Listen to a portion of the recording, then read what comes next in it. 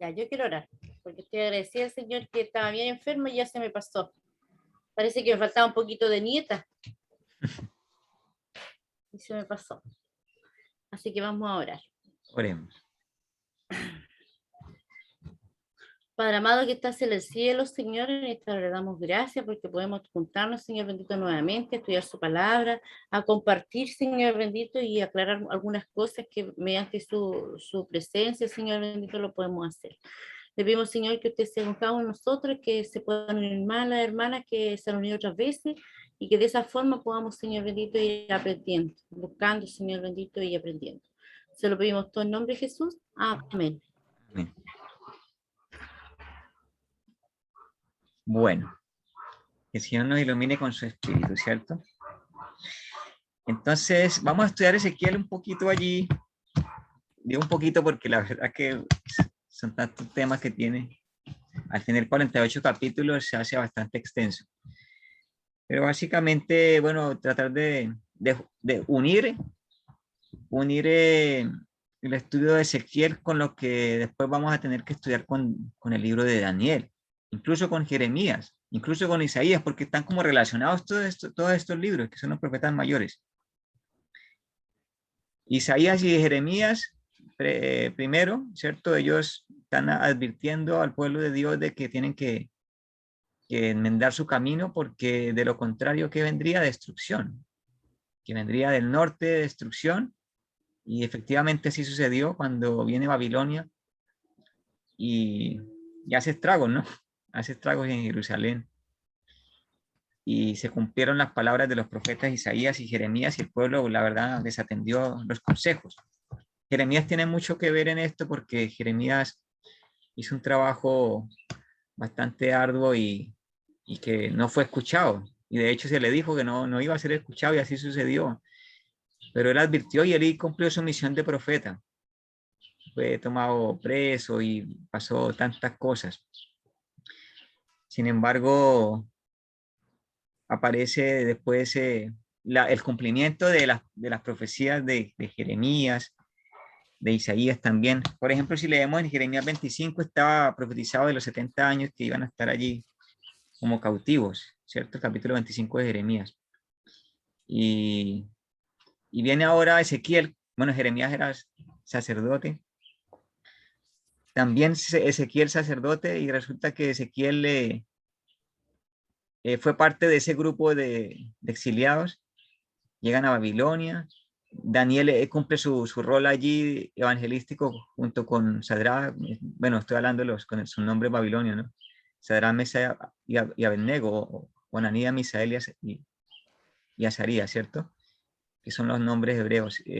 Junto con Daniel, ellos tienen su rol allí en la corte de Babilonia, pero Ezequiel cumple un papel fundamental porque él está también en Babilonia, pero él no está cumpliendo un rol laico, sino un rol netamente de liderazgo espiritual dentro del pueblo que estaba allí exiliado en Babilonia. Entonces se dan cuenta que para poder relacionar un poco el trabajo de Ezequiel y el trabajo de Daniel, que ambos trabajan en Babilonia, haciendo una obra importante para Dios. Entonces, el trabajo de Ezequiel es fundamental allí. Dios trabaja así.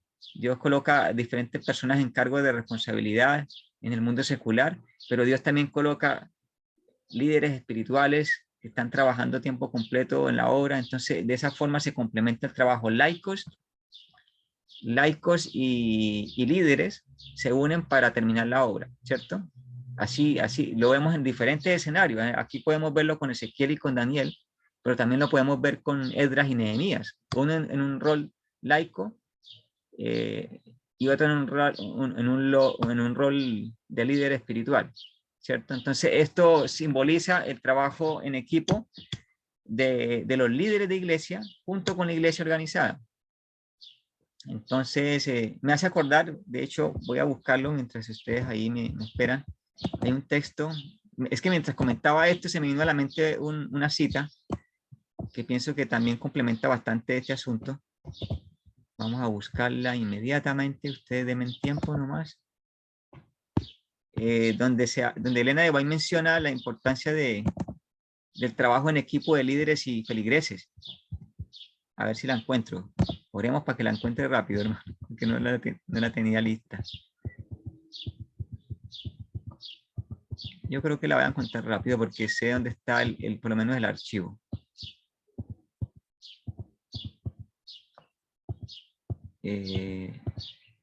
Aquí está, la encontré. Mira, la voy a compartir para que ustedes la vean. ¿Están viendo, cierto? Hermanos, si alguien me responde, ¿están viendo? No, Ah, ya, es que la maximicé, pero no la compartí. Ya. Ahora sí, ¿cierto? Sí. Bueno, dice ahí, ¿cómo se terminará la obra de predicación? Entonces, Testimonios para la Iglesia, tomo 9, página 95, párrafo 1, dice, la obra de Dios en este mundo no podrá terminarse hasta que los hombres y las mujeres que componen la feligresía de nuestra iglesia, ahí estamos todos, ¿cierto? Los que estamos aquí reunidos, se interesen en la obra y unan sus esfuerzos con los de los ministros y dirigentes de la iglesia. Entonces voy a ir despacito para analizar este párrafo que es corto, pero es bastante diciente. O sea, dice que la obra, estamos esperando terminar la obra, ¿cierto? Y entonces encontramos los líderes trabajando de repente solos y nosotros como feligreses también de repente trabajando solos. Y dice allí que no podrá terminarse. Cuando dice no podrá terminarse es que no hay otra forma de hacerlo dentro del plan de Dios. Y no hemos terminado la obra porque no nos hemos unido. Entonces, no hay otra forma de hacerlo, sino que nos unamos los líderes, perdón, los feligreses, nosotros, la feligresía, con los ministros de la iglesia. Y esta es la única forma, según este texto, de terminar la obra. Por eso nos hemos demorado tanto y no hemos terminado la obra. Dejo de compartir entonces. Este texto me sorprende y me hace acordar también de otro texto que posiblemente la hermana Gilme y su hija Diana lo han leído, que dice en el libro, si no estoy mal, me corrigen ustedes, está en el libro Ministerio de las Publicaciones, si no estoy mal está ahí. Dice que cuando también los líderes se unan con los colportores, tiene mucho que ver los colportores también en la terminación de la obra. Bueno, los laicos, los que no desempeñan un rol ahí directamente con la iglesia, pero que trabajan en sus diferentes lugares, vecindarios, familia, amigos, conocidos, entregando mensajes. Pero cuando nos unamos todos en sus diferentes lugares que el Señor le ha puesto, con sus diferentes ministerios e ideas de evangelización que el Señor coloca, unidas como cuerpo, ahí vamos a terminar la obra. Entonces ahí tenemos el ejemplo de Esdras, de Nehemías, y en este caso particular de Ezequiel y de Daniel. Entonces esto que nos sirva como introducción. Y ahora sí empecemos a analizar el libro de Ezequiel. Los primeros capítulos, bueno, los capítulos primeros, que son Daniel 1, el 2, mencionan ahí la visión de la gloria divina. Aquí aparece en esta versión que tengo, que es la Biblia del Colportor. Ahí posiblemente la tenga Diana, la Biblia del Colportor que nos dieron hace varios años. La Reina Valera del 77. Allí dice la visión de la gloria divina, capítulo 1. Y entonces allí se describen diversas características de lo que Ezequiel contempla en visión, y la verdad que uno lo lee y es bastante complejo leer esto, ¿no? Porque hay unas imágenes bien extrañas ahí y unas ruedas metidas con otras, y es algo bastante confuso entender esto. Hasta el caminar de ellos. Sí, son cosas que para nosotros Ezequiel vio algo y trató de plasmarlo. Bueno, sí, trató de plasmarlo allí, pero la verdad que son cosas que él nunca había visto y nosotros tampoco hemos visto. Sí, es una complejidad muy tremenda, pero en medio de esa complejidad vemos la perfección en la unidad y en la coordinación de cada elemento que está relacionado con los otros elementos, ¿cierto? A pesar de que unas ruedas van por aquí, otras por allí, y muchas alas, diferentes caras tenían estos seres que estaban allí y estaban contemplando el trono de Dios y la gloria de Dios, pero a pesar de tanta complejidad hay armonía. Y esto también simboliza la armonía que debe de haber en el pueblo de Dios, a pesar de la diversidad de caracteres, de profesiones, de la diversidad también de situaciones que se viven en cada familia. tratar de sacar del estudio de Ezequiel capítulo 1 un llamado a que en medio de la diversidad y la complejidad de cada situación y de cada iglesia, que el Señor pueda encontrar una armonía perfecta para poder reflejar su gloria. Capítulos siguientes, empezamos el llamado a Ezequiel, está en el capítulo número 3. Y cuando avanzamos un poco, bueno, los primeros capítulos muestran una condición espiritual bastante defectuosa del pueblo de Dios. Por ejemplo, en el capítulo 8, Ezequiel, ustedes conocen bastante bien este capítulo que muestra las abominaciones que se han cometido en la casa de Israel. Y cada vez la abominación es un poco mayor, ¿cierto? Hasta que la última abominación, la peor de todas, era que estaban adorando al sol. Y esto y tenían ahí el templo allí, sus espaldas al templo y adorando al sol. Es terrible esto. Y aquí me acuerdo que la semana pasada estudiamos, si no estoy mal, fue la semana pasada, por en alguna reunión de estas, dijimos que cuando contemplamos allí en el Antiguo Testamento y también en la época de Cristo al pueblo judío, al pueblo de Israel, tenemos que verlo como la iglesia cristiana, ¿cierto? Porque, por ejemplo, aquí en el capítulo 8 de Ezequiel, vemos que estaban adorando al sol. Bueno, y esto está haciendo un simbolismo a lo que sucede hoy en la iglesia cristiana cuando adoran a Dios en un día equivocado, el día del sol. ¿Se dan cuenta? Entonces no podemos colocar a la iglesia adventista allí dentro de este paralelo. El remanente de la iglesia del Antiguo Testamento, ahí sí podríamos nosotros colocarnos como paralelo ahí, el remanente, porque la iglesia general cristiana es la que está haciendo esto, no la iglesia adventista. Entonces, cuando nosotros empezamos a interpretar de una forma equivocada y pues, colocamos al pueblo de Israel de esta generación, comparándolo con la iglesia adventista, estaríamos diciendo que la iglesia adventista va a empezar a apostatar de la verdad y va a empezar a aceptar el domingo como día de reposo y otras cosas más. Pero en el capítulo 9 hay cosas buenas porque viene un sellamiento, bueno, cosas buenas y cosas malas porque hay destrucción al que no está sellado, ¿cierto? Y hay juicio allí. Pero avanzamos al capítulo 10 y vemos que la gloria del templo, la gloria de Dios abandona el templo. Y esto es triste, porque bueno, llegó al límite, ¿cierto?, de la paciencia de Dios y finalmente abandona la gloria de Dios el templo. Y esto también va a tener un segundo cumplimiento cuando se diga ha caído Babilonia, ¿cierto? Sobre todo en la segunda, en el segundo, el mismo mensaje, el segundo ángel, pero repetido con más fuerza.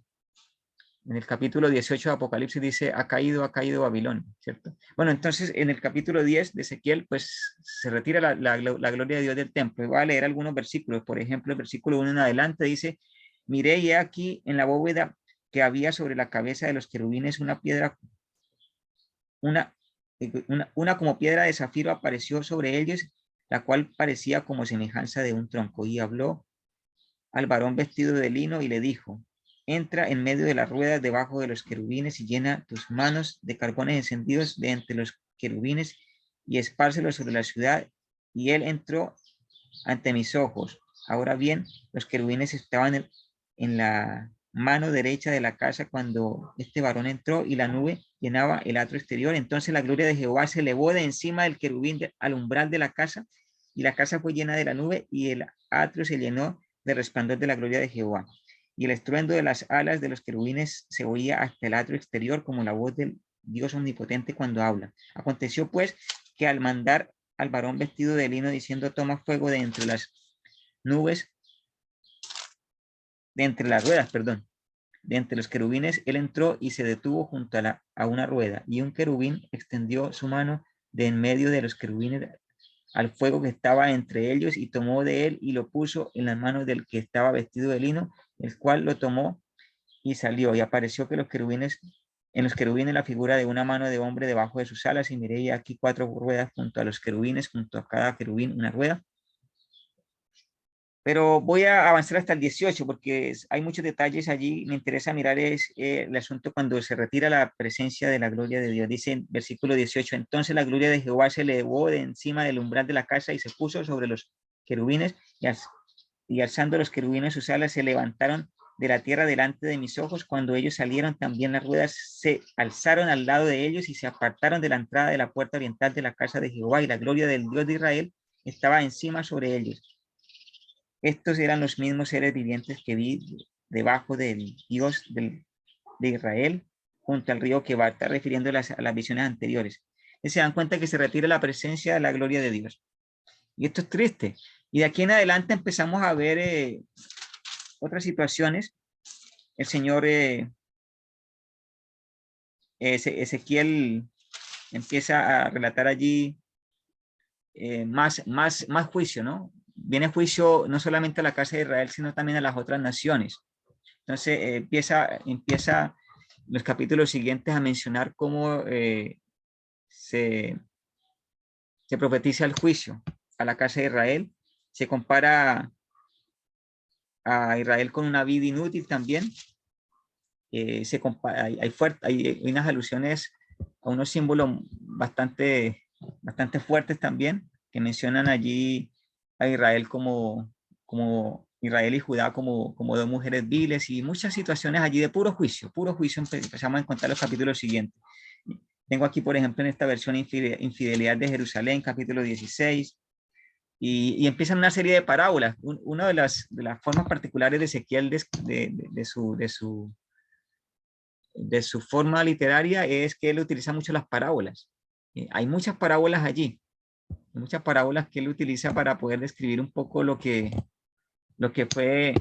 es el juicio sobre Israel. Por ejemplo, una mujer, una esposa rebelde, capítulo 16, como una vara que fue quemada de una vid que se convirtió en inútil. Un león peligroso, por ejemplo, el capítulo 19, lo que les hablaba de las mujeres promiscuas, eso está en el capítulo 23. Y a pesar de que Israel no cumplió con el objetivo, lo que mencionábamos un poco antes de reunirnos, el Señor transforma todo esto en una bendición, porque también viene juicio sobre las naciones.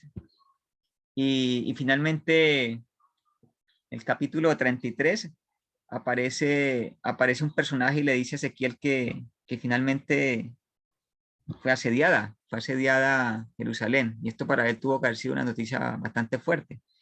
Pero quiero detenerme en algunos capítulos específicos. Vamos a entrar allí a profundizar, por ejemplo, el capítulo número 35.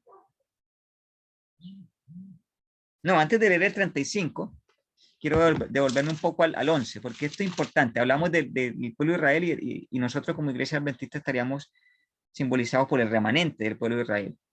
Y esa expresión se utiliza en el capítulo número 11, versículo 13. Si quieren, vayan en sus Biblias y busquen allí Ezequiel 11, 13.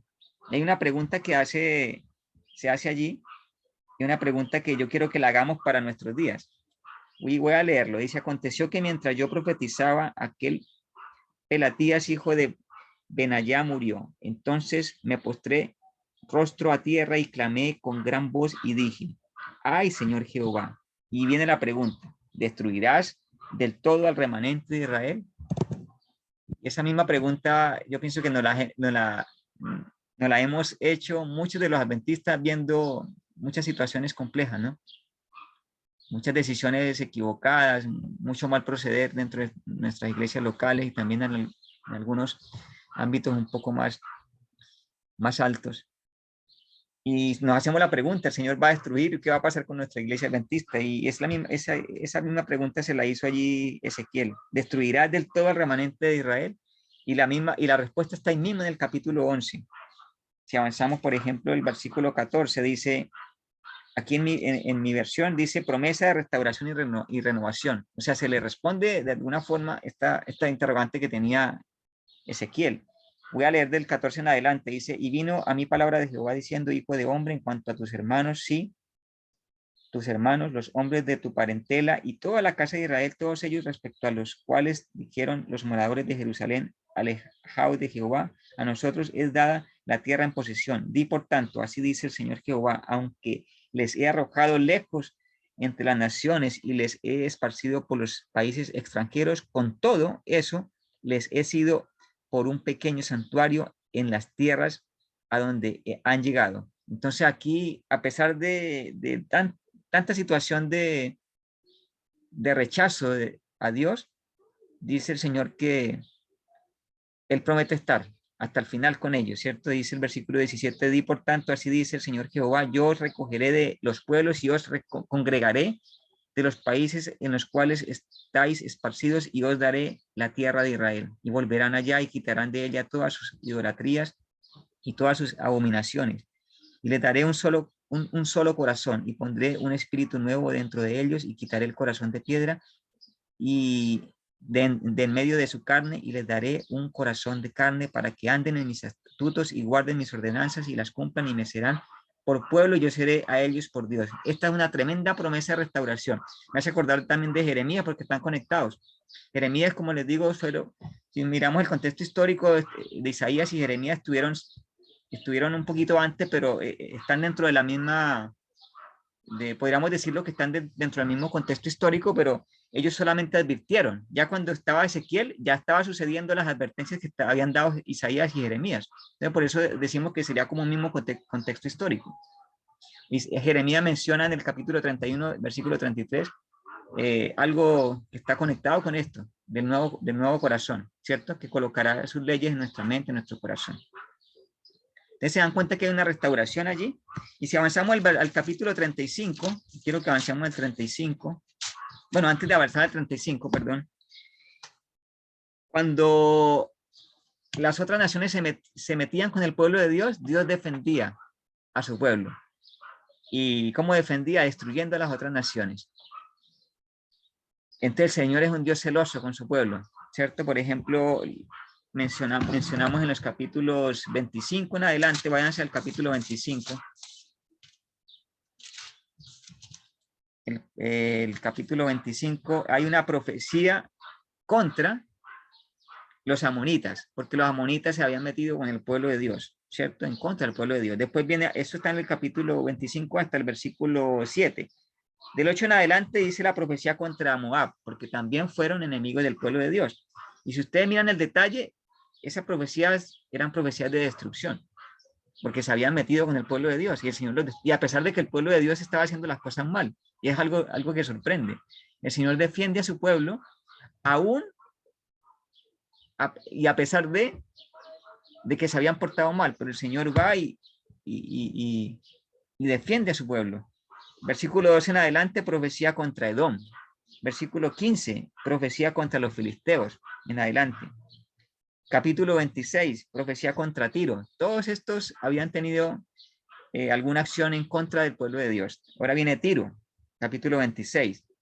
Capítulo 27, continúa toda esta profecía contra Tiro bastante larga porque abarca todo el capítulo 26, todo el 27, todo el 28. Y de hecho del capítulo 28, Tiro fue bastante cruel contra el pueblo de Dios y allí hay una alusión también a Satanás, que coloca el símbolo del rey de Tiro. El rey de Tiro sería el símbolo de Satanás, porque ahí dice en el capítulo 11 en adelante, está mencionando ya directamente cualidades de Satanás, si ustedes pues, se pueden dar cuenta. O sea, los enemigos del pueblo de Dios están siendo instigados directamente por el enemigo. Por eso dice el versículo 11 del 28. Vino mi palabra de Jehová diciendo, hijo de hombre, levanta endecha sobre el rey de Tiro y dile, así dice el Señor Jehová, tú eras el sello de la perfección, lleno de sabiduría y acabado en hermosura. En Edén, en el huerto de Dios estuviste, de toda piedra preciosa era tu vestidura. Y ahí ustedes conocen bastante de este pasaje, voy a dejar de leerlo porque es bastante conocido. Características allí específicas de Satanás.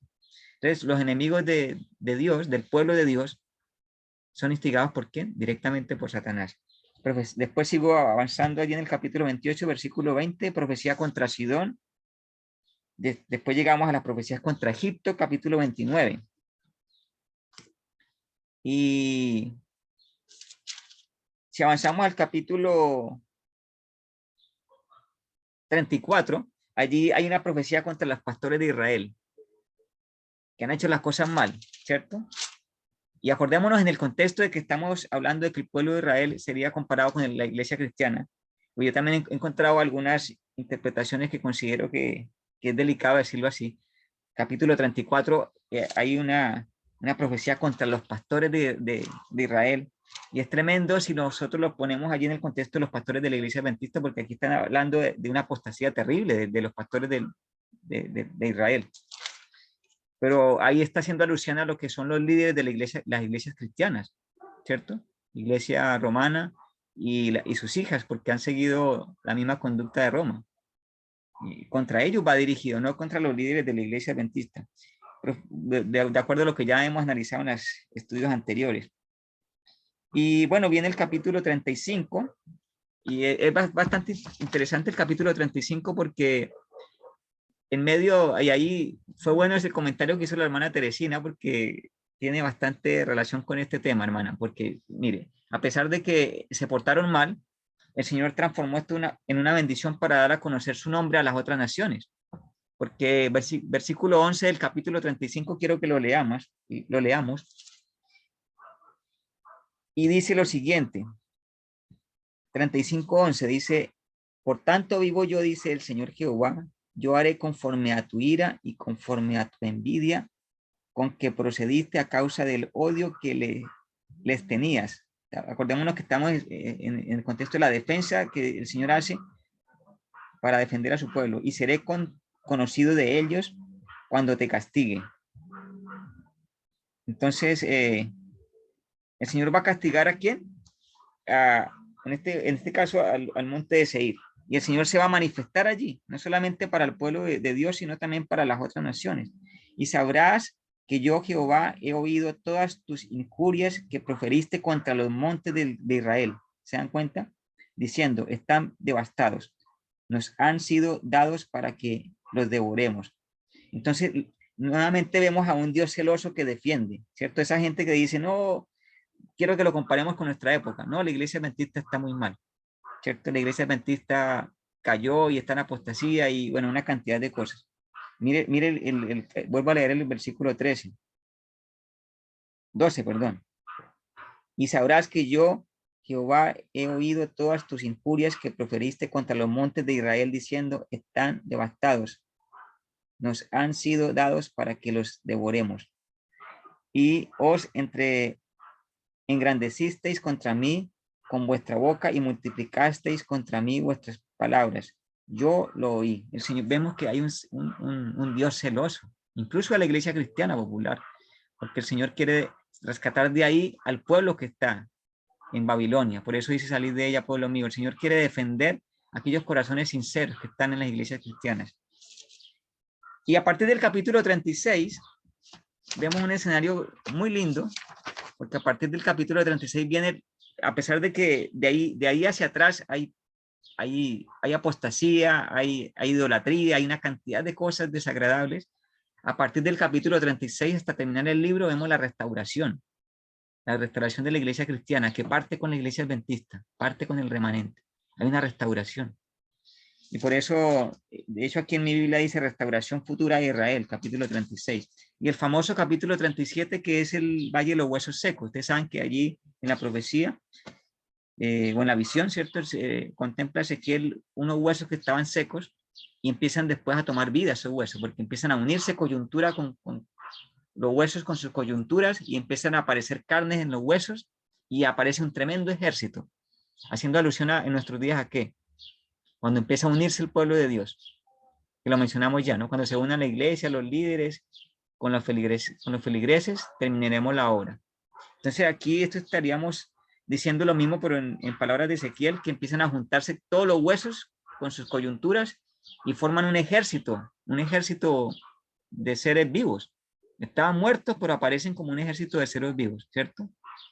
¿Cuándo sucede eso? Cuando la iglesia se une y se derrama el Espíritu Santo, porque dice que el Espíritu entró en ellos, según Ezequiel 37. Lo que les dio vida a estos huesos y finalmente carnes en todos sus huesos fue el Espíritu que entró en ellos. Haciendo alusión cuando se derrama el Espíritu Santo, previo a esto la iglesia tendrá que ser unida, se derrama el Espíritu Santo y ese ejército finalmente va a terminar la obra de la predicación del Evangelio, como dice en Apocalipsis, a toda nación, tribu, lengua y pueblo, a todo rincón de este mundo. Y el capítulo, permítame aquí, yo estoy mirando mis apuntes, capítulo 37, en ese mismo capítulo 37, a partir del versículo 15 dice Judá e Israel en un solo reino. Porque acordémonos, si ustedes conocen un poco la historia de la división de Israel, se apartaron las 12 tribus y quedaron 10 tribus al norte y 2 tribus al sur. Que las 2 tribus del sur decidieron mantenerse firmes. Y aquí, incluso en esa restauración hay unidad porque se logran nuevamente unir el pueblo de Israel, porque se habían dividido, porque solamente se conservaron fieles, 2 tribus, y el resto de las 10 tribus hicieron un templo aparte, hicieron ceremonias aparte, y el Señor no había pedido eso. Entonces, pero aún así, cuando ustedes ven estos libros de los profetas mayores y también menores, se dan cuenta que primero la apostasía fue por parte de las 10 tribus del norte, que se llamó Israel, y las 2 tribus del sur se le llamó Judá. Primero la desobediencia partió con las tribus del norte, con Israel. Y después se unió a aquella apostasía también Judá, o sea, las dos cayeron. Y eso se ve también reflejado en nuestros días. Primero parte los que decidieron hacer templo aparte, ceremonias aparte. ¿Cuál sería el paralelo con nosotros? La iglesia romana, porque ellos decidieron hacer un sistema totalmente diferente, ¿cierto? En la Edad Media establecieron prácticas totalmente ajenas a lo que el Señor había establecido con la iglesia cristiana. Entonces podemos ver comparadas estas situaciones con nuestra realidad. Entonces el pueblo del norte, estaríamos hablando de la iglesia romana, y el pueblo del sur, de los que se mantuvieron firmes, sale la iglesia protestante. Se mantienen firmes, al igual que el pueblo de Judá. Pero con el tiempo también se corrompió Judá y también entró en apostasía, al igual que las iglesias protestantes también entraron finalmente con el correr de los años hasta nuestros días en apostasía, porque las iglesias cristianas siguieron los caminos de Roma, porque también entraron teorías, sobre todo en los últimos 200 años, la iglesia protestante se ha corrompido mucho, ¿cierto? Adoptando doctrina equivocada. No guardan el sábado, guardan el domingo, ¿cierto? Dentro de muchas denominaciones cristianas piensan que la persona que muere va al cielo, por ejemplo, eso es la inmortalidad del alma, muchas otras cosas. ¿Y la han adoptado de quién? De Roma. Entonces, por eso también cayó Israel, cayó Judá, y hoy también cayó Roma y cayó la iglesia protestante. Pero queda un remanente, y esa es nuestra responsabilidad como iglesia adventista. Sigamos avanzando entonces, vámonos al capítulo número 40. Del 40 en adelante empieza a mencionarse, acuérdense que en el capítulo, ¿cuál fue donde se fue la gloria de Dios? Se fue, ¿cierto? En el capítulo 11, ¿no?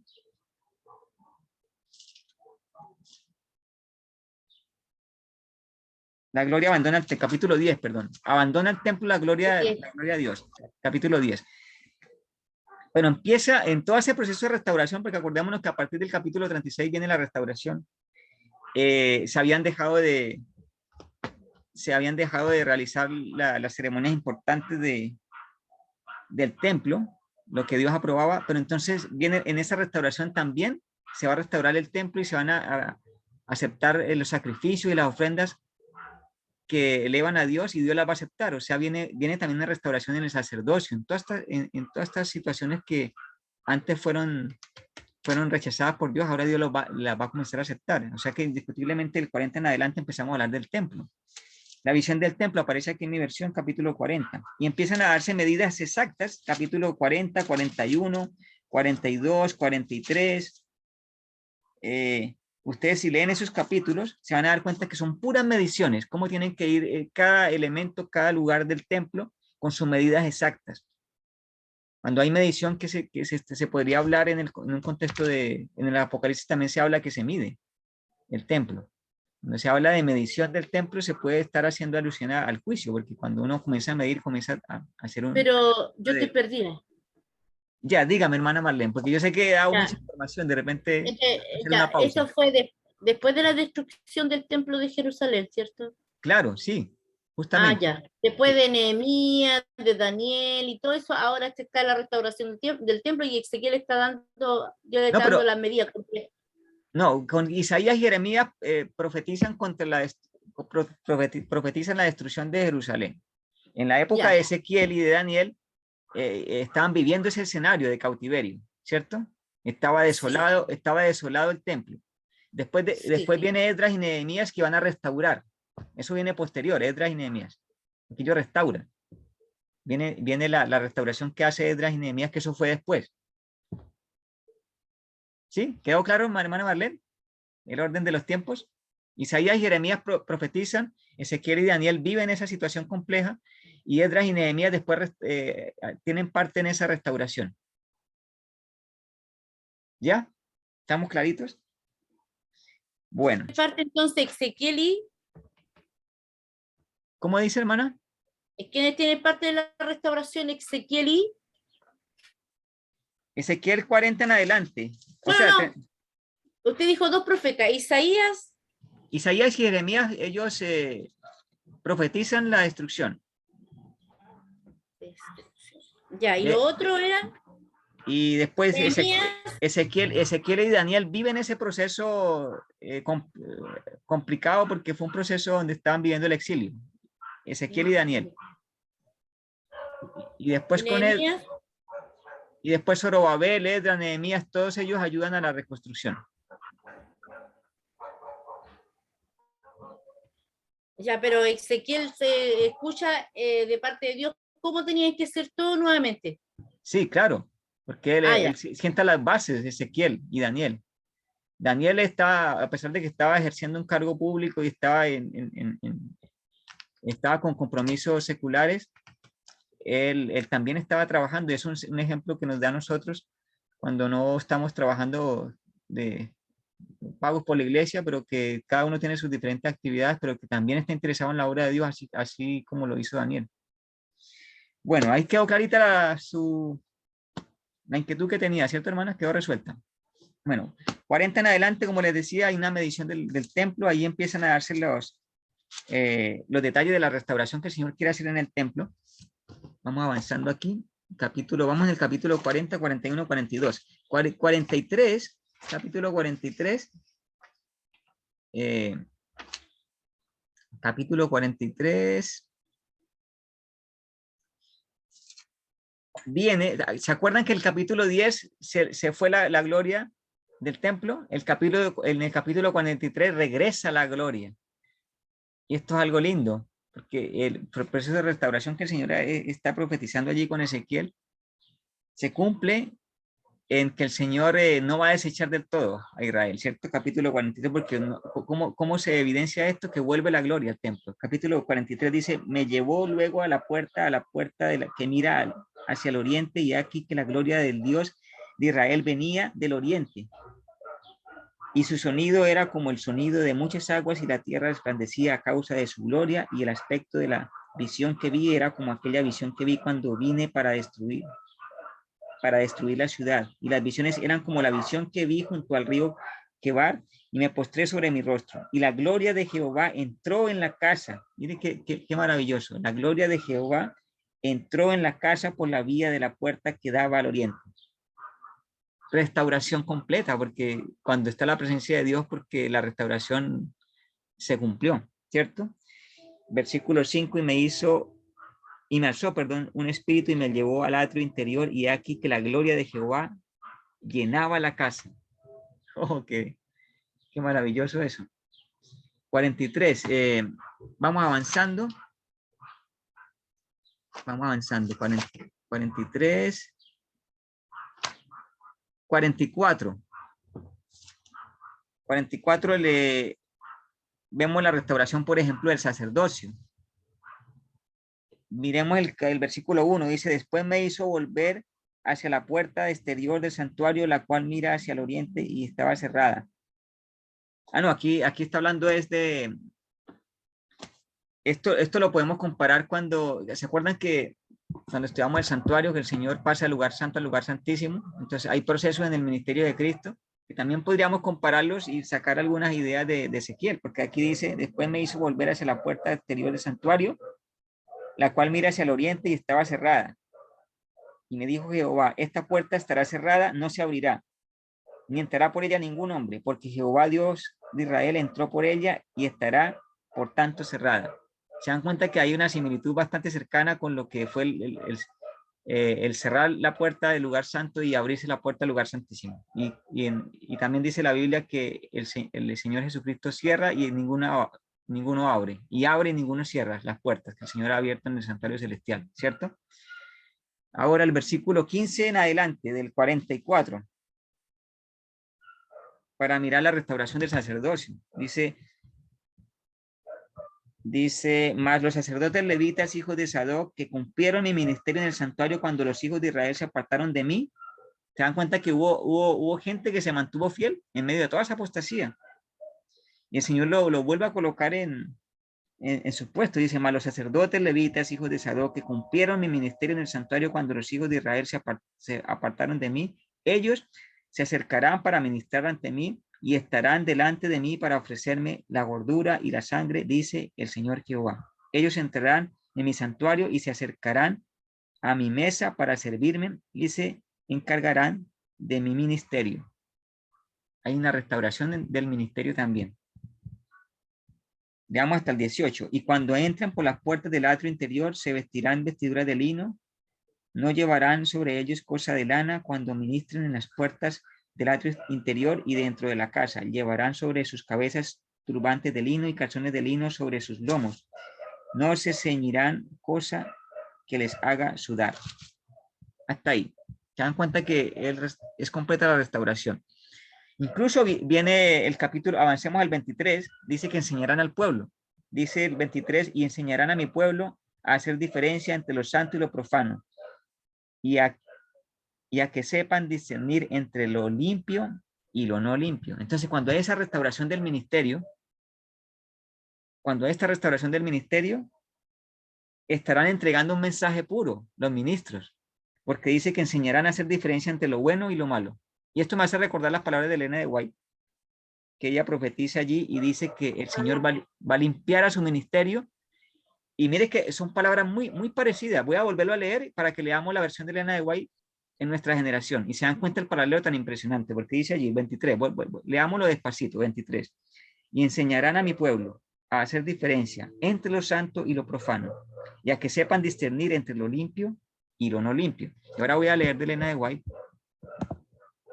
Me lo busco y ahí les comparto lo que dice en relación a la limpieza del ministerio.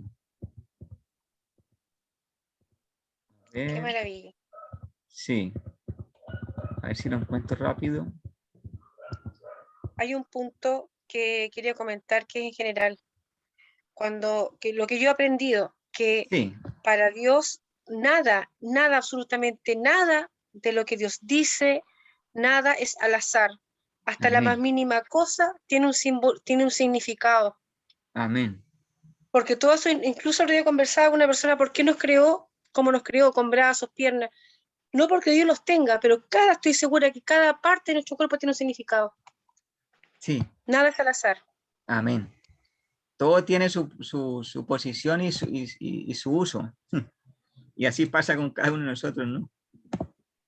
Entonces, con mente, esas palabras que leímos de que enseñarán a hacer diferencia entre lo puro y lo no puro, leamos ahora este pasaje del Espíritu de Profecía. Mensajes selectos, tomo 3, página 440. ¿Están leyendo? ¿Alcanzan a leer? Ya, voy a leerlo y ustedes me siguen. Dios tendrá un ministerio puro, verdadero y santificado. Dice, el gran asunto que pronto afrontaremos, y aquí está indicando que es la imposición de las leyes dominicales, eliminará a todos aquellos a quienes Dios no ha señalado. Y él tendrá un ministerio puro, verdadero, santificado, preparado para la lluvia tardía. O sea que aquí se profetiza, igual que con Ezequiel, de que el Señor tendrá un ministerio puro, verdadero, santificado, preparado para la lluvia tardía. Así que, hermano, no nos desanimemos, sino que llenémonos de fe con estas declaraciones de que el Señor va a tener un ministerio puro, verdadero y santificado. Y voy a dejar de compartir para comentar algunas cositas más. He escuchado argumentos de que no tenemos, ya con la pandemia, ya la congregación va a perder significado y que ahora tenemos que reunirnos solamente en las casas y que la organización ya no tiene sentido. A la luz de esto que leímos, es una falsa declaración, porque hasta que no estemos unidos como corporación, como, o sea, como, no, como iglesia, como organización, perdón, hasta que estemos unidos como organización, viene la lluvia tardía. El momento de reunirnos en las casas y de estar huyendo todavía no ha llegado. Eso será para otros momentos. El momento de que vivimos ahora es de unirnos como organización, como iglesia, y después vendrán esos momentos donde ya no tendrá significado la organización porque ya no tendremos participación en las entidades civiles, estatales, pero eso todavía no ha llegado. ¿Puedo hacer una pregunta? Sí. Un detalle, la cita que usted acaba de poner de Elena White, de hermana White, si la puede poner de nuevo, ese entre paréntesis que está ahí, escrito por ella misma, el que dice sobre las leyes dominicales, ¿está escrito por ella misma? Esto lo ¿O es saqué, una aclaración? esa aclaración, lo que pasa es que como de repente colocar un párrafo y no colocarla, o sea, para mirar el contexto en el cual está hablando, se coloca eso como paréntesis, pero eso lo hicieron los fideicomisarios Ok, eso quería saber. los Gracias. fideicomisarios de Ellen White que escribieron o sea, compilaron, mejor dicho, el libro, ¿cuál es? Eventos de los últimos días. Si no estoy mal, lo saqué de ahí. Pero podemos Ok, sacar gracias. la cita original, y en la cita original miramos el contexto del cual está hablando de las imposiciones de leyes dominicales. Por eso es bueno, hermana Teresina, que seamos como los bereanos, que ellos buscaban allí y se iban al original para ver cómo dice. Así que por eso es bueno que ustedes tengan esos textos y lo vayan y los corroboren con el original. Gracias. Sigo leyendo. No, ya terminé de leer. Volviendo al tema de Ezequiel, ya vamos cerrando ya. Quiero avanzar al capítulo, porque todo esto es restauración, como les digo, después del 36 en adelante. El capítulo 47 es un capítulo bien particular,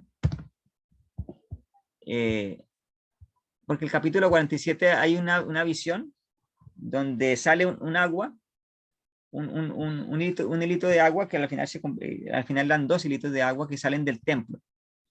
Y esos 2 arroyos, le podríamos llamar, llegan finalmente a desembocar en el Mar Muerto. Ustedes, si quieren, léalo detenidamente, la visión de las aguas que brotan del templo. Y ese mar, porque ahí el escenario geográfico, pues yo les digo que es el Mar Muerto por el escenario geográfico que está mencionando Ezequiel, que todavía existen. De hecho, esos 2 hilitos yo una vez hice un tema con esto y lo tengo por ahí en algún lado, donde hay fotografías donde todavía existen esos 2 hilitos de agua que desembocan en el Mar Muerto. El Mar Muerto, ustedes saben que es un mar que tiene mucha sal, ¿cierto? Tiene muchos minerales, hasta el punto que la gente va y flota sin ningún esfuerzo. No hay vida en ese mar, por eso se le llama muerto, porque es tanta la cantidad de sal que no hay vida allí. Entonces, en esta visión, dice que en las orillas de estos 2 hilitos de agua nace vegetación y hay vida, ¿cierto? Y cuando llegan y desembocan al Mar Muerto, empieza a haber vida también en el Mar Muerto. Y Elena de White menciona una interpretación de esta visión y dice que simboliza a nuestra iglesia cuando empieza a hacer obra misionera asociada al brazo derecho del mensaje del tercer ángel, que es la Reforma Pro Salud. Esto es algo maravilloso, porque aquí está mencionando todo el trabajo que se hace con los centros de influencia, con los centros de vida sana, con las publicaciones de salud de los colportores. Todo esto que tiene que ver con la obra de salud está cumpliendo la visión de Ezequiel 47 de la iglesia adventista. Porque si ustedes terminan toda la visión, porque esas aguas entran y empieza a haber vida, y habla de la sanidad de las naciones, habla de salud. Por ejemplo, en el versículo 12 dice, y junto al río, en la ribera, a uno y otro lado, crecerá toda clase de árboles frutales, sus hojas nunca caerán, ni faltará su fruto. Ahí está hablando de alimentación saludable. Producirán todos los meses frutos nuevos, porque sus aguas salen del santuario. Este mensaje de salud es un mensaje que sale del santuario, de nuestra iglesia. Porque sus aguas salen del santuario y su fruto será para alimento y sus hojas para medicina. Aquí está hablando de alimentación y de medicina. Entonces, toda esta visión de Ezequiel 47 se cumple con nuestro legado de los pioneros de la iglesia de entregar un mensaje de la reforma pro salud, que es tan importante para poder terminar la obra, porque dice que esto trae sanidad a todo eso. Cuando hablamos del mal muerto, estamos hablando del escenario del mundo que está muerto en delitos y pecados. Y la reforma pro salud abre el entendimiento para que llegue el mensaje. Dice el colportor evangélico que las publicaciones de salud son tan importantes porque la gente empieza a poner en práctica la reforma pro salud y su mente se despeja para poder entender el mensaje del tercer ángel. Entonces, y todo esto está profetizado con Ezequiel 47, la obra que hace la Iglesia Adventista. Y el capítulo 48, que es el último, de hecho parte desde el 13 del 47 hasta terminar todo el libro. Empiezan ahí lo que son los límites, la repartición de la tierra y de cada una de las tribus, ya haciendo alusión ya cuando el Señor haga la restauración ya final, cuando sea redimido completamente todo el pueblo, sus hijos, ¿cierto? Pero me quiero devolver para cerrar esta meditación de hoy. Me quiero devolver al capítulo 20, porque el capítulo 20 también habla en forma especial de la Iglesia Adventista. Vamos al capítulo 20. Y con esto vamos a cerrar. Ezequiel 20. Ezequiel 20. Vamos a leer unos versículos en especial. El 12 y por ejemplo, el 12, Ezequiel 20, 12. Ezequiel 20, 12 dice así. Y le di también mis sábados para que fueran por señal entre mí y ellos, para que supieran que yo soy Jehová, que los santifico. ¿Se dan cuenta cómo nos menciona allí Ezequiel? Avancemos al 20. Y santificad mis sábados y sean por señal entre mí y vosotros, para que sepáis que yo soy Jehová, vuestro Dios. Pero quiero también referirme en ese capítulo 20. Déjenme busco por acá mis apuntes. El versículo 9. El versículo 9 dice así. ¿Y por qué pasa todo esto? Si nosotros como iglesia cristiana y nosotros como iglesia adventista no hemos hecho las cosas bien. Aquí vamos a encontrar la razón del por qué el Señor restaura a gente que está haciendo las cosas mal, pero que encuentra en muchos de ellos un corazón dispuesto. El Señor restaura porque Él quiere limpiar su nombre ante el mundo, ante los ángeles y ante las otras naciones, otros mundos, perdón. Aunque los ángeles siempre han obrado por fe, los ángeles que no cayeron. Pero Dios se muestra y limpia su nombre. Y esa es la razón fundamental de la restauración que Él hace en la iglesia, porque Él quiere limpiar su nombre. No porque nosotros seamos buenas personas, sino porque Él quiere limpiar su nombre. Dice allí, y porque nos ama además, ¿cierto? Versículo 9. Con todo, por consideración a mi nombre, ¿se dan cuenta? Por consideración a mi nombre, para que no se infame ante los ojos de las naciones en medio de las cuales estaban, en cuyos ojos fui conocido, actué para sacarlos de la tierra de Egipto. O sea, porque Él quería limpiar, como dice el inicio del versículo, por consideración a mi nombre. Versículo 14. Pero retraje mi mano por honor de mi nombre, ¿se dan cuenta? Para que no se infamase a la vista de las naciones ante cuyos ojos los había sacado. Todo esto, la restauración que el Señor hace en la iglesia adventista porque Él quiere limpiar su nombre. Versículo 22. Mas retraje mi mano y actué por honor de mi nombre, la misma idea, para que no se infamase a la vista de las naciones ante cuyos ojos los había sacado. ¿Se dan cuenta que hay una repetición en un solo capítulo? Y justamente en el capítulo que habla de la iglesia adventista. El Señor quiere limpiar a la iglesia porque Él quiere limpiar su nombre, ¿cierto? Versículo 44. Y sabréis que yo soy Jehová cuando actúe con vosotros por amor de mi nombre, no según vuestros caminos malos, que es lo que posiblemente vemos en algunas ocasiones, ¿no? No según nuestros caminos malos, ni según vuestras perversas obras, oh casa de Israel, dice el Señor Jehová. No porque seamos buenos, sino porque el Señor quiere limpiar su nombre. ¿Cuál fue ese versículo? ¿Cuál? El último fue el 44. Mire, versículo 9, 14, 22 y 44, hermana Marlene. Y nos falta, ¿tienen tiempo? No, ya estoy terminando, ya de verdad que estoy en la parte final. Yo quiero que leamos ahora Deuteronomio 4, 5 al 7, para complementar esto que el Señor quiere limpiar su nombre. Deuteronomio 4, ahí ya vamos en el descenso del tema. Deuteronomio 4, 5 al 7. Dice, mirad, yo os he enseñado estatutos y decretos como Jehová mi Dios me mandó para que los pongáis en práctica en medio de la tierra en la cual vais a entrar para tomar posesión de ella. Guardadlos pues y ponedlos por obra, porque esta es vuestra sabiduría y vuestra inteligencia ante los ojos de los pueblos, los cuales oirán todos estos estatutos y dirán ciertamente, pueblo sabio y entendido, nación grande es esta. Porque ¿qué nación grande hay que tenga dioses tan cercanos a ellos como lo está Jehová nuestro Dios en todo cuanto le pedimos? ¿Y qué nación grande hay que tenga estatutos y juicios justos como esto a esta ley que yo pongo hoy delante de vosotros? Entonces la gente va a sacar conclusiones cuando empecemos a obedecer lo que profesamos. Las naciones, porque finalmente el objetivo del Señor es llegar a los gentiles. Cumplimos la misma misión de Jonás. En el llamado de Jonás, el Señor quería salvar a Jonás y salvar a Nínive. En la misión que el Señor tiene con la iglesia adventista, quiere salvar al mundo, a todo el planeta Tierra y salvarnos a nosotros también como iglesia. Entonces, en Jonás vemos un ejemplo lindo, porque el Señor llama a Jonás para salvarlo a él. Cuando él ejecuta la misión, él también accede a la salvación, porque también estaba perdido. El Señor también quería rescatar a Jonás. Y el Señor nos llama a nosotros como iglesia en medio de nuestra mala conducta, porque también nos quiere salvar. Cuando cumplamos la misión, el Señor también nos empieza a restaurar.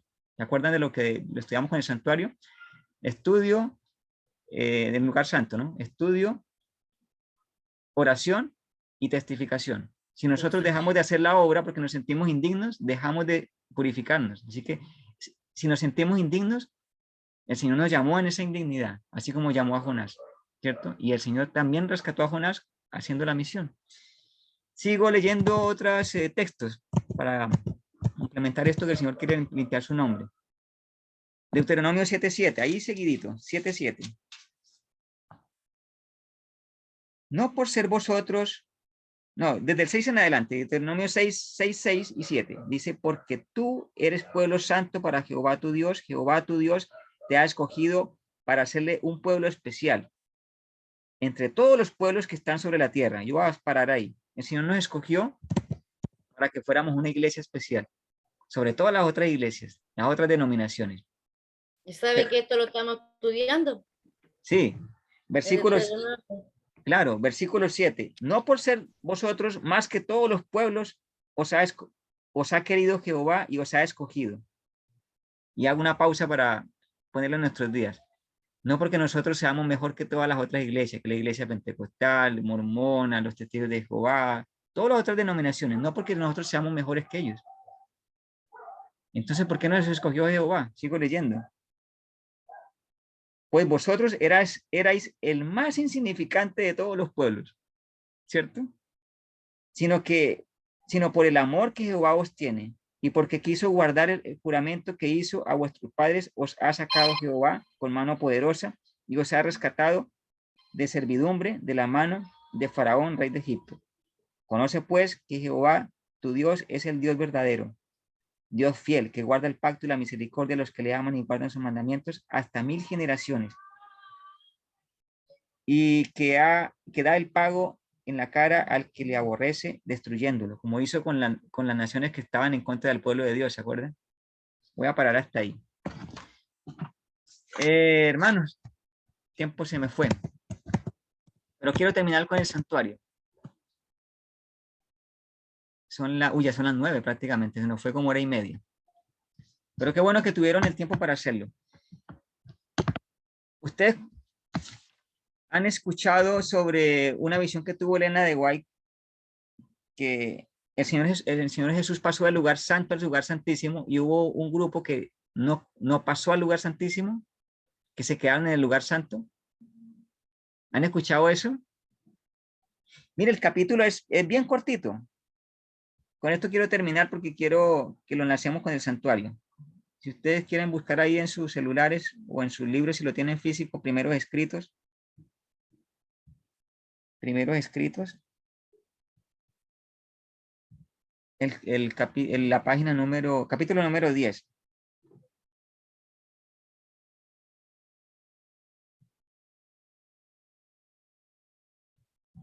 Primeros escritos. Dice, espérenme, yo le digo la página exacta, hermanos. Primeros escritos, capítulo número 10. La puerta abierta y cerrada se llama. Capítulo 6, perdón. Capítulo 6. Capítulo 6, mire, es cortito. Con esto vamos a terminarlo. Capítulo 6 de primeros escritos. No era el 10, sino el 6. En la versión del celular, en esta. Tengo aquí un efecto que no se ve bien. Esperen, les pongo aquí la pantalla mejor.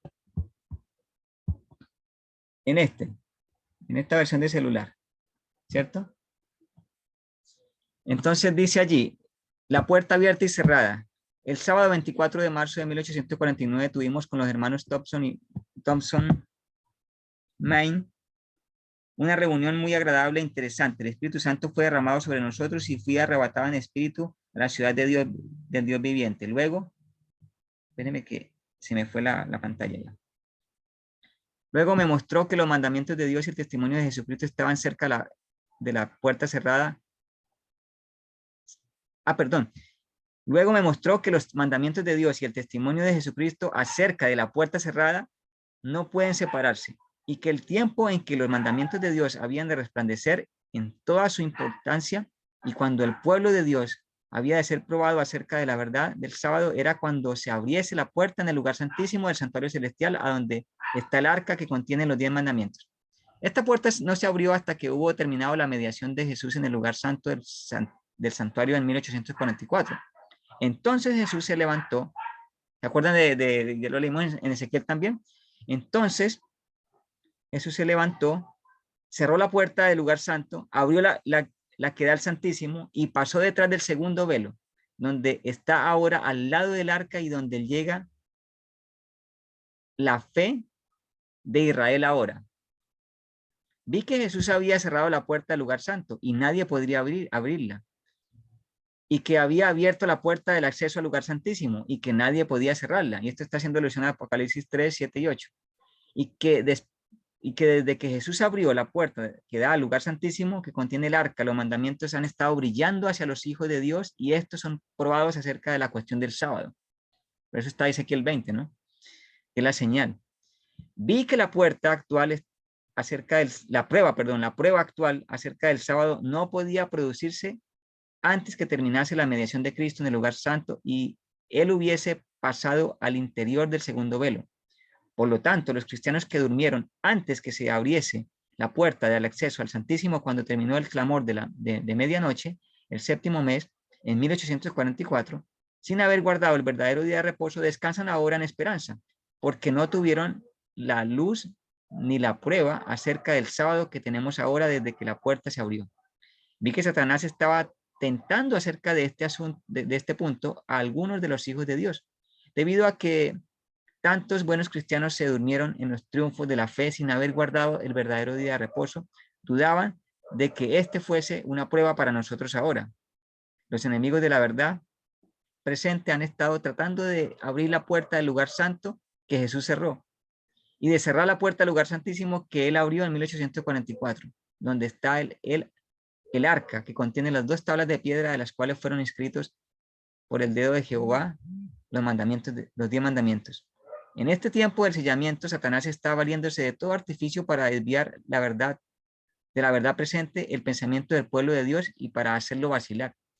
Vi una cubierta que Dios extendía sobre su pueblo para protegerlo en el tiempo de aflicción, y toda alma que se hubiese decidido por la verdad y fuese de corazón puro, había de ser cobijada por la cubierta del Todopoderoso. Satanás sabía esto y obraba con gran poder para mantener vacilantes y perturbados acerca de la verdad a tantos como le fuese posible. Vi que los golpes misteriosos de New York Eso está hablando del espiritismo, ese golpe misterioso de New York. Y otros lugares provenían del poder satánico, y que tales cosas se volverían cada vez más comunes y se revestirían de un manto religioso, con el fin de inducir y engañar a los engañados a sentirse seguros y para desviar, si fuese posible, la atención del pueblo de Dios hacia ellas y hacerles dudar de las enseñanzas y del Espíritu Santo. Y vi que Satanás obraba de unas cuantas maneras mediante sus agentes. Actuaba por intermedio de ministros. ¿Se acuerdan de los ministros que mencionamos allí en Ezequiel 34? Ministros, me perdí. Que habían rechazado la verdad y cedido a graves engaños para creer, la mentira y ser condenados. Ahí si ustedes lo corroboran con Ezequiel 34. Mientras predicaban y oraban, algunos caían postrados y desvalidos, no por el poder del Espíritu Santo, sino por el de Satanás infundido a estos agentes y por su intermedio en la gente. Mientras predicaban, oraban y conversaban, algunos adventistas profesos que habían rechazado la verdad presente se valían del mesmerismo para ganar adherentes, y la gente se regocijaba en esta influencia porque pensaba que era la del Espíritu Santo. Hasta hubo algunos que empleaban el mesmerismo y estaban tan sumidos en las tinieblas y el engaño del diablo que creían ejercer un poder que Dios les había dado. Tanto habían igualado a Dios consigo mismos que consideraban su poder como cosa sin valor. Ya estamos en los últimos 2 párrafos. Sin valor. Algunos de estos agentes de Satanás afectaban los cuerpos de algunos de los santos, a quienes no podían engañar ni apartar de la verdad mediante la influencia satánica. Ojalá que todos pudieran ver esto como Dios me lo reveló, a fin de que conocieran mejor las astucias de Satanás y se mantuvieran en guardia. Vi que Satanás obraba así para enajenar, engañar y desviar a los hijos de Dios precisamente ahora en el tiempo del sellamiento.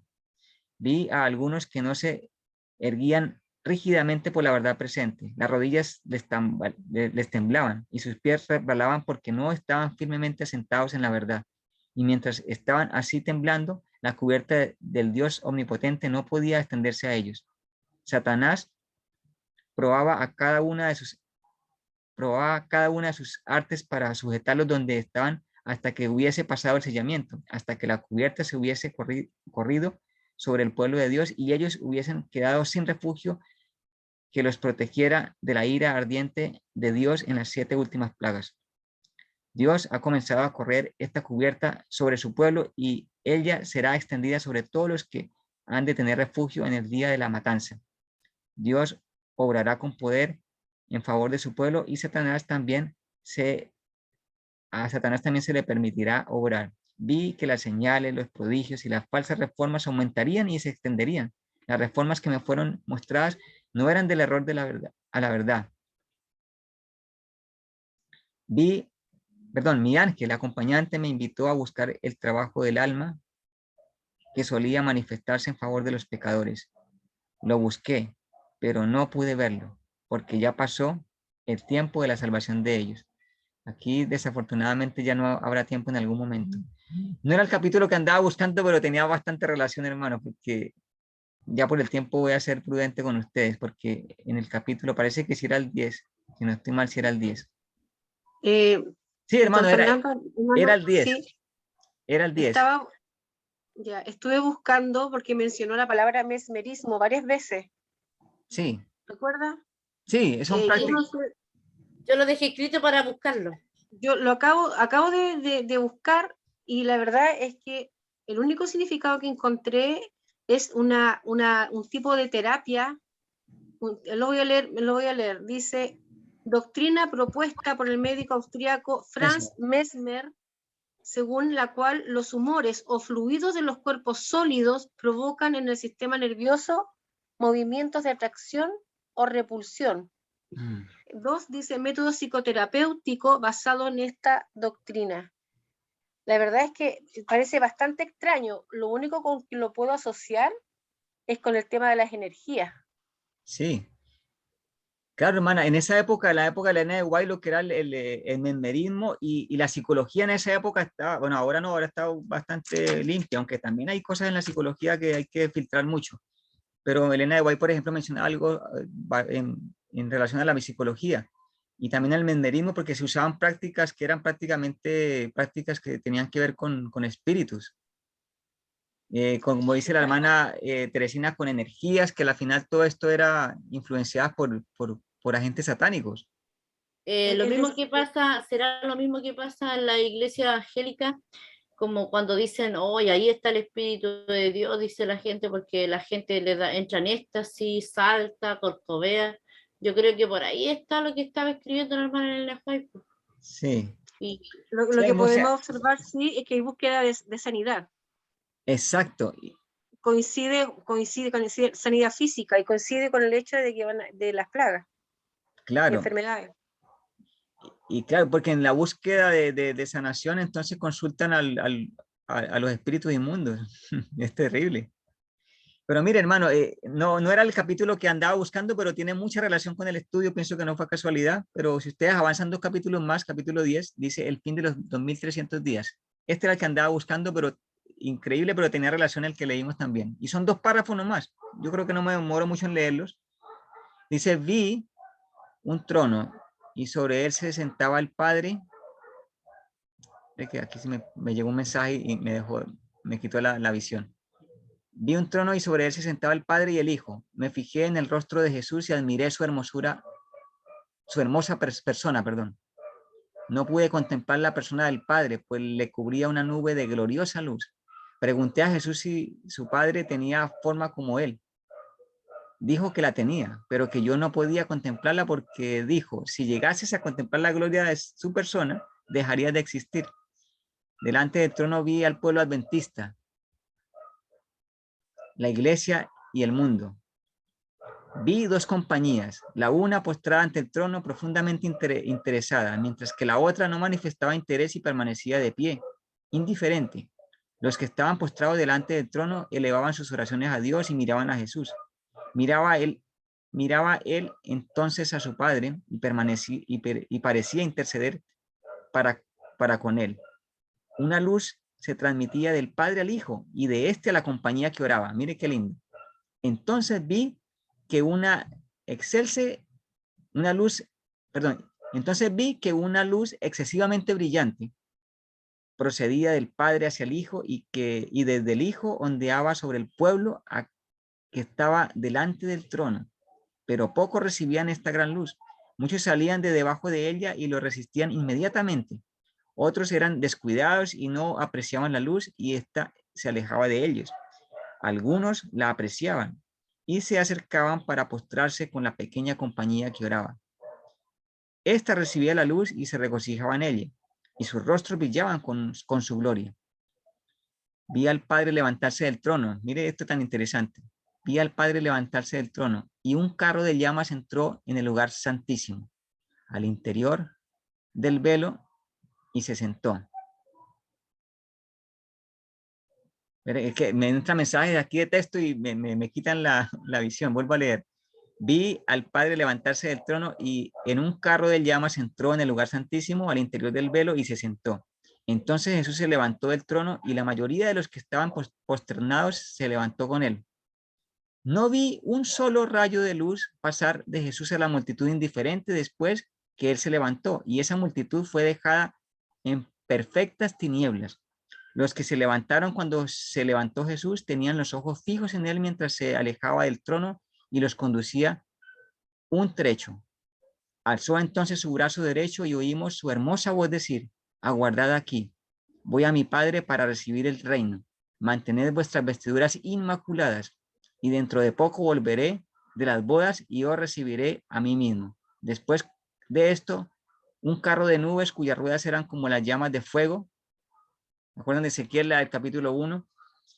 Llegó rodeado de ángeles a donde estaba Jesús. Él entró en el carro y fue llevado al lugar santísimo donde el Padre estaba sentado. Allí contemplé a Jesús, el gran sumo sacerdote, de pie delante del Padre. En la orla de su vestidura había una campana y una granada. Luego otra campana y otra granada. Los que se levantaron con Jesús elevaban su fe hacia él en el lugar santísimo y rogaban: Padre mío, danos tu espíritu. Y entonces Jesús soplaba sobre ellos el Espíritu Santo.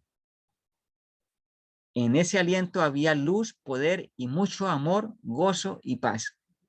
¿Qué sopló Jesús sobre ellos? El Espíritu. Pero mire, viene la falsificación.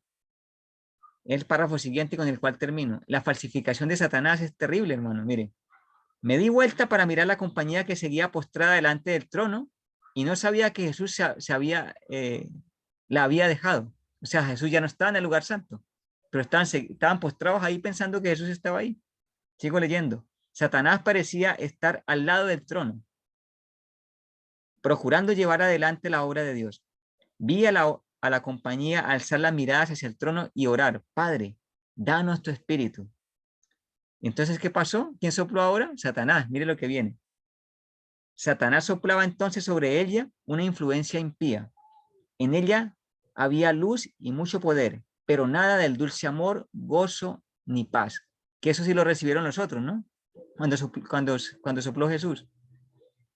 El objeto de Satanás era mantenerla engañada, arrastrarla hacia atrás y seducir a los hijos de Dios. Entonces termino con esto, hermano, y esto es maravilloso.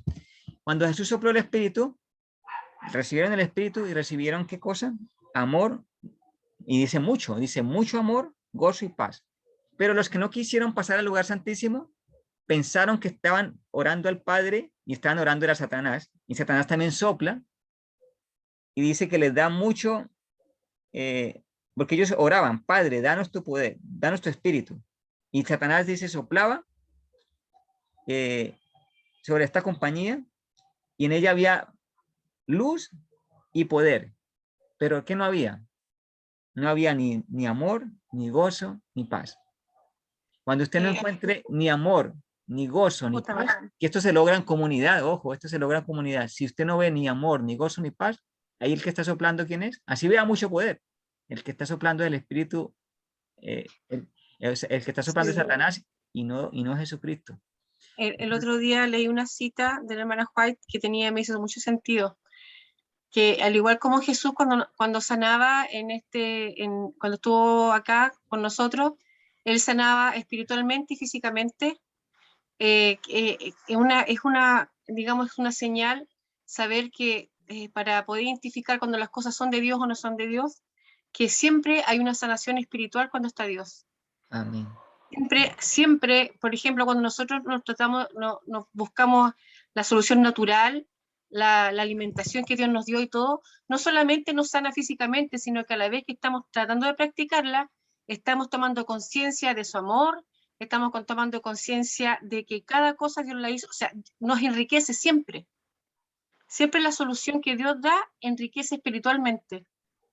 Y a relación a lo que usted dijo también, que sí, para identificar cuando las cosas son de Dios o no son de Dios, siempre hay una riqueza espiritual que produce esa paz y ese gozo. Y ese amor. Y ese amor. Entonces, bueno, hasta aquí llegó. Gracias, hermana Teresina, porque ahí complementó bastante bien. Y ese era el estudio de Ezequiel. Un poquito largo, pero la verdad que fue corto en relación con tanto contenido que tiene. Pero el Señor quiere que entremos al lugar santísimo y que recibamos el Espíritu y que tengamos amor, gozo y paz. Eso se logra en comunidad. El Señor nos ayude para ser unidos y terminar la obra, ¿cierto? Entonces, al fin, sentamos las bases para empezar a estudiar Daniel. Empezaríamos el próximo martes, ¿les parece?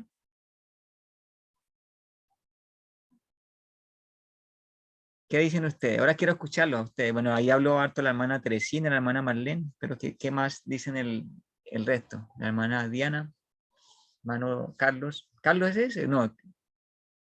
Hermano Yayo, ¿cómo se llama? Claudio. Claudio, perdón, hermano Claudio. La hermana Gilma parece que se le apagó el computador o el celular. Sí, que el internet se le fue, no sé, pero no se pudo volver a conectar. Intentó varias veces y no pudo.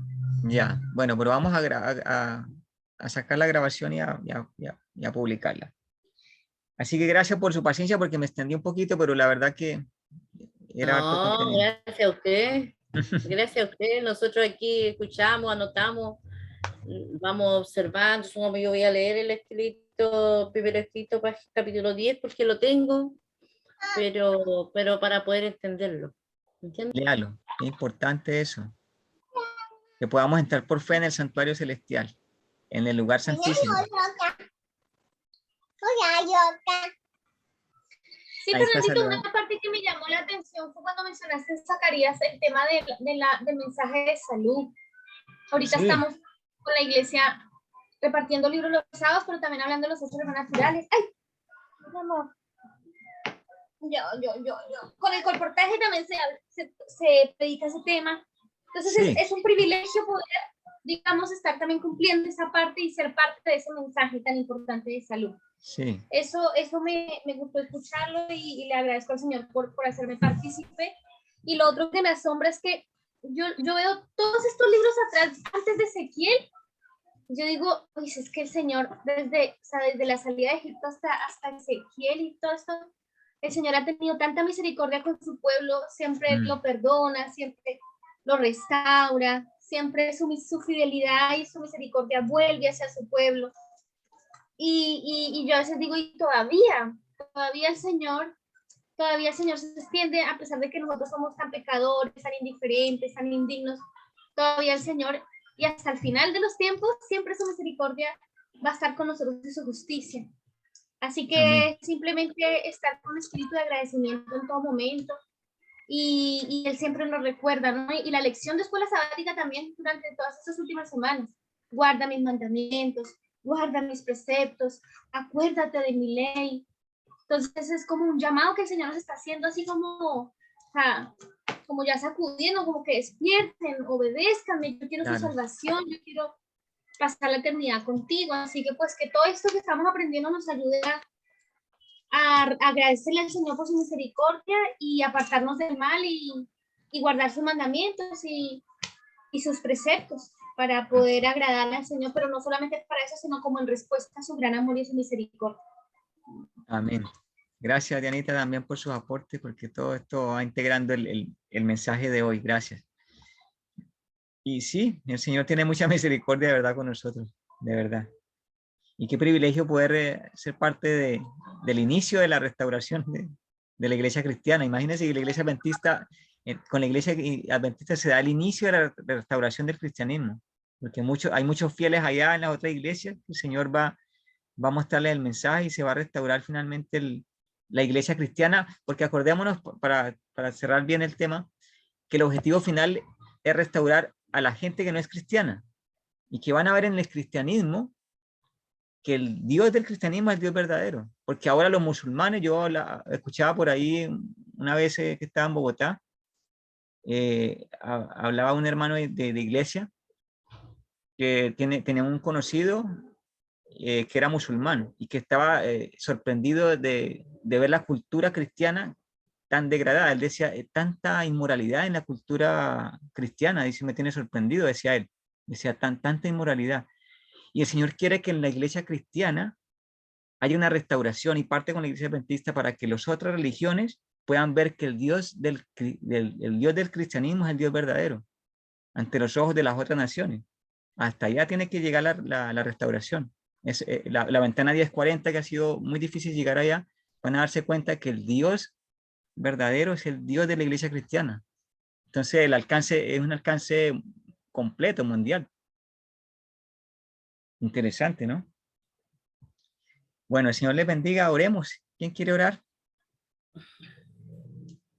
Igual cuando lo hizo con el pueblo cuando mandó cada plaga al pueblo de Egipto, ahí iba destruyendo a cada dios, ¿no?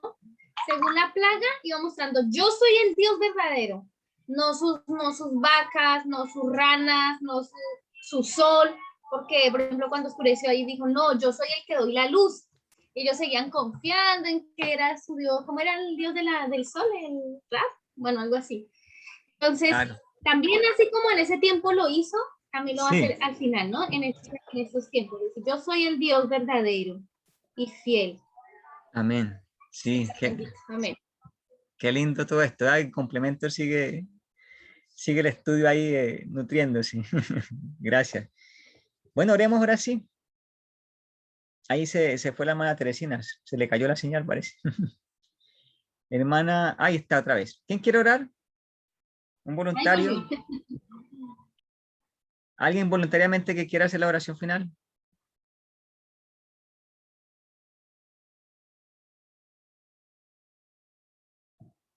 Va a tocar ahí. Yo oré el martes pasado, así que le doy el privilegio a alguien más. El hermano Claudio, yo quiero que ore el hermano Claudio. ¿Estará disponible para orar o no? Sí, amén. Ya, Ahí está. oremos, hermano Claudio.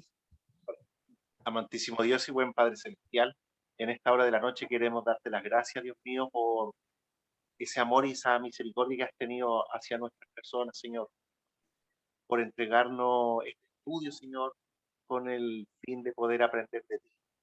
Te pedimos, Señor, que seas tú entregándonos la sabiduría para poder, de alguna u otra manera, Señor, poner en práctica este conocimiento y poder darlo a conocer a las personas que están lejos de ti, Señor. Padre, queremos pedirte también que seas tú entregándolo el entusiasmo necesario, Señor, para que podamos seguir participando de estos estudios, Señor. Bendícenos, cuídanos, Señor. Y todo esto te lo pedimos y te lo agradecemos en el nombre glorioso de tu Hijo amado Jesús. Amén. Amén.